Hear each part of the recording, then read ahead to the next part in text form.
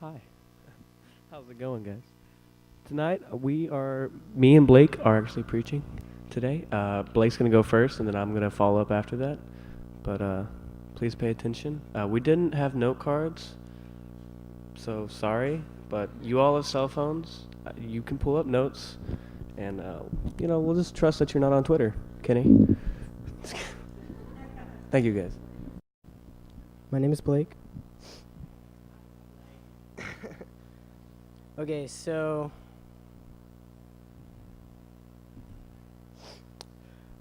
we're gonna talk to you about faith.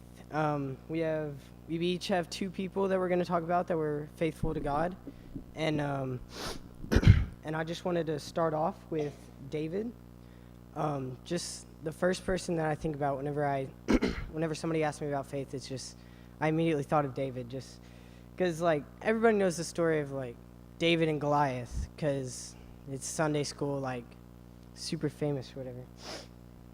But we just never realized exactly how much faith it took for David to go up against Goliath. Like he literally took down a giant. Like think about me going up to a guy that's 2 feet taller than my dad, like, and he's wearing solid metal, and I have a sling and some pebbles, and all of his faith was in God. Like, only God could take him through that. Like, there's no way without God, there's no way he could do that. Because God gave him the strength and the ability to hit Goliath right in the eye, or right in between the eyes, and take him down. So, this verse, James 2:18,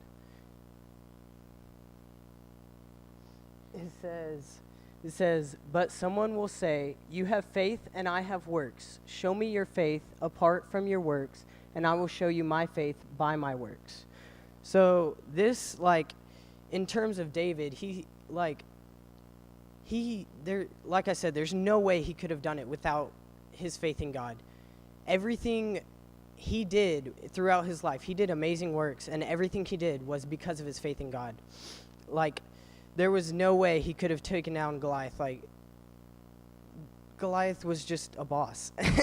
Like, he's basically the tank of that time, and nobody could take him down. And so he was showing his faith by doing these works. And God called David a man after his own heart. And this doesn't mean that David's perfect. Like, his faith, just because he had great faith doesn't mean he's perfect. He committed adultery, which is an awful sin. Like, he had Bathsheba's husband murdered because he wanted to be with her. And but because of David's faith, David still went to heaven because God loved him, and he favors faith above all else. So next I have Stephen. And Stephen was different than David because David had off and on times in his faith, and Stephen was just straightforward, always faithful, like all the way till death. Like, he had, in Acts 7, he had this huge long speech, and basically what he was saying is, it was his speech before they took him out and stoned him. And his speech was basically saying, you guys are all the reason that Jesus died. You guys killed him. You guys are all sinners, and you guys just need to turn and repent, and God will come back for this. And then they took him out of the city and just killed him. He was stoned. And so faith can take you many places, good or bad. Faith for David took him to be king. David became king and did many great things and had a great life, while faith in Stephen took him all the way to death, but he stayed faithful throughout. He didn't waver in his faith. And neither were perfect, but both went to heaven.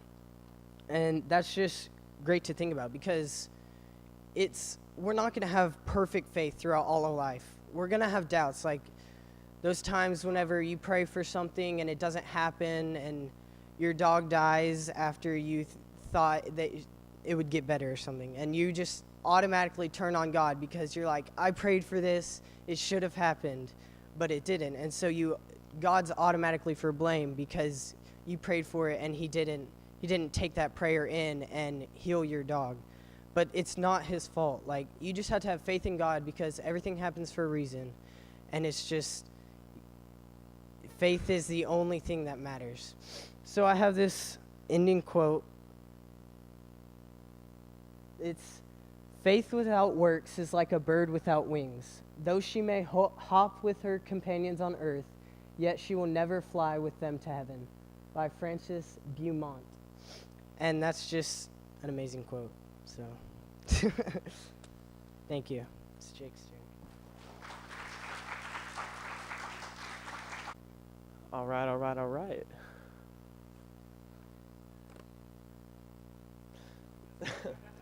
All right, so all my bullet points are written down in a tiny little notebook, and if you don't know me, I have really bad handwriting, so I apologize in advance if I stutter. Okay. So, hi, Mistakis. Okay, so when I decided to preach, I chose Job, and I also chose Paul because they're both very faithful. And I was thinking about faith and like what faith actually is. And so I realized that we have faith. We have faith in everything. You have faith in the chairs you're sitting in, and you also have faith that your mother's cooking won't kill you. You have faith that you'll get to school on time. But we also are very unfaithful sometimes. Like my car. If you don't know me, my car is literally a pile of junk. And half the time, I don't have faith that it's going to get me where I need to go. So, anyway. So we use faith, but the most important faith we need to put into practice is faith in God. Faith in God is important but difficult because we are born in sin, we can't see God, and it's not easy having faith in something we can't see, naturally, right? Like, if I told Nick that there's a ghost in the room, do you believe me? No, because you can't see it, and that's rubbish. And, a lot of times when we go through hard stuff, like trials, it feels like he isn't there. Like, where's God? Why am I going through all this stuff if I'm a Christian and I live my life for God? But that's not what it's about. But why do regular people, everyday people, why don't they have faith in God? And one of the excuses that I read was, well, bad things happen to good people. Okay, fair, but we were born in sin, so there are no good people, So it's only bad things happening to bad people 24/7, if that makes sense. And honestly, since we were born in sin, it's bad things happening to bad people. We think we deserve an easy life, but what we actually deserve is hell. Like, that's what we deserve. But if we have faith, that's not what we end up having, even though we deserve it. We live in a world of decay, and bad things will happen regardless. That's just how that works. Sin corrupted this world, So we see in Job 1:18 through 19, we see that he lost his family, and he lost everything up to his health. And these days our phone screen cracks, and we start to doubt. It took Job's family dying, his health lost, his wealth completely gone, for him to start even think about doubting. But I mean, come on, we get in a car wreck and it's like, where's God? I feel like that's kind of sad, but whatever. In 2 Timothy 2:13, we see in our doubting God will remain. Looks like the toothpaste. The red, the white, and the blue. It's nice. Okay. So anyway, we don't understand faith. We think faith, sometimes, a lot of us will think faith means everything will be okay if we believe in God. Like, he'll make our lives easy, right? Yeah? Okay. Glad to see we're on the same page. We're called to faith in all circumstances, however, not just in the good times. Okay, so Paul told us in 2 Timothy 4:5, as for you, always be sober-minded, endure suffering, do the work of an evangelist, fulfill your ministry. That's hard times. Paul was beaten and in prison for a big chunk of his life, you know, and like that doesn't happen to us, you know? Like we aren't put in prison for our faith.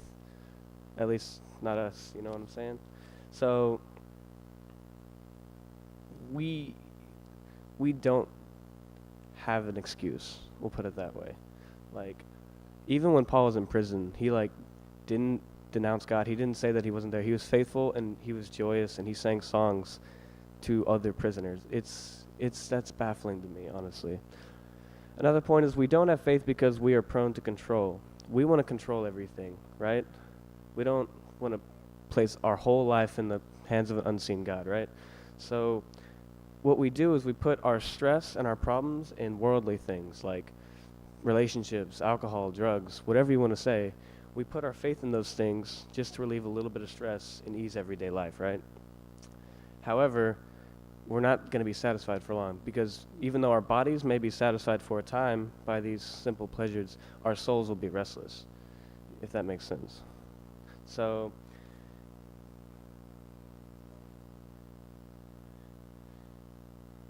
it's just, yeah, our souls will be unsatisfied. And I guess there was a time in my life when like I didn't know if God existed or not. And you know, I woke up every day and it looked like the room was gray and there just wasn't really much to life, you know, because when I was a kid, I was kind of weird. Like I was really weird. I didn't have friends, not very many of them, except Kenny. Kenny was my day one. We hung out.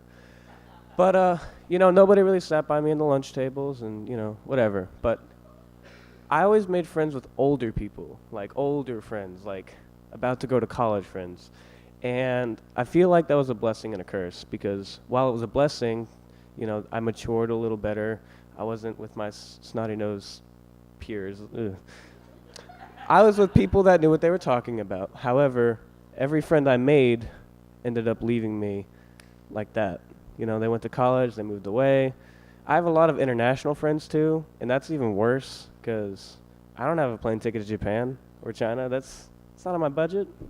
I work at Jimmy John's. Anyway, here's the point.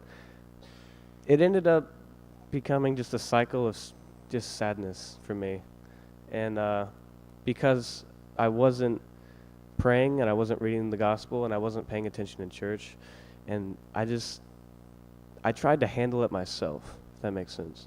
I tried to fix it and I couldn't fix it because I didn't know how to.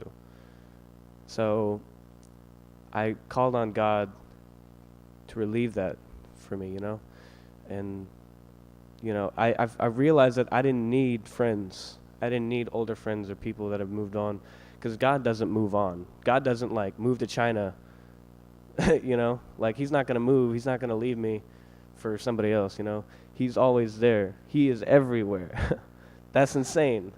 He's everywhere. He's not going anywhere. And that's something I held on to, and that got me through all that until I became not weird anymore. Even though I still am a little weird.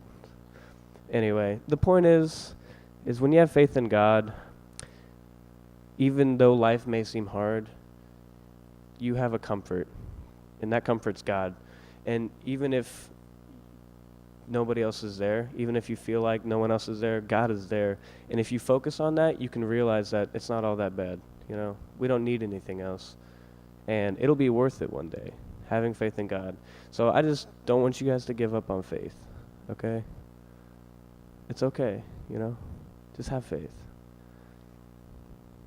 That concludes You on the Wednesday.